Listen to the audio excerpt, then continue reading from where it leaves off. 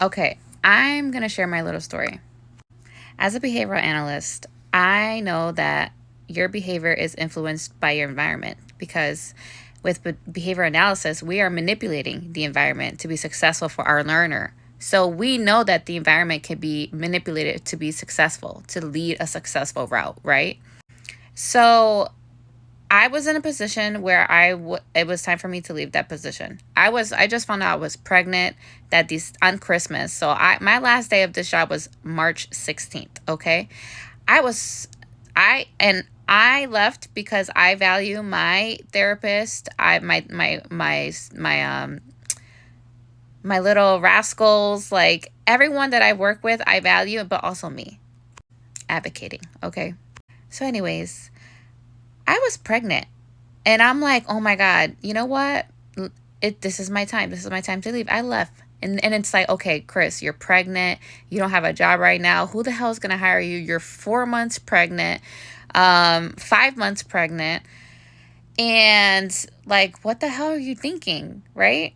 Because I had a salary job. I felt comfortable, confident, everything. But I just ethically, no. Like, no.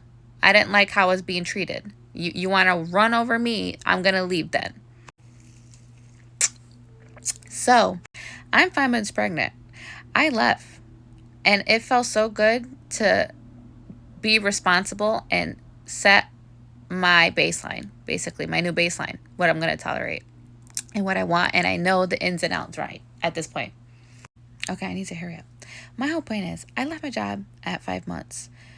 I took about, I had 2 interviews with Birth to 3. I shadowed both those different companies because I'm like, you're like, shadow both companies? Yeah, I went to the point where I had the first interview and I wanted to know how it felt like. And I said, do you mind if I shadow someone? Like, absolutely. I'm not going to take a job offer. I will sacrifice a day of my life to experience what I could have possibly said yes to without it being fulfilling for me.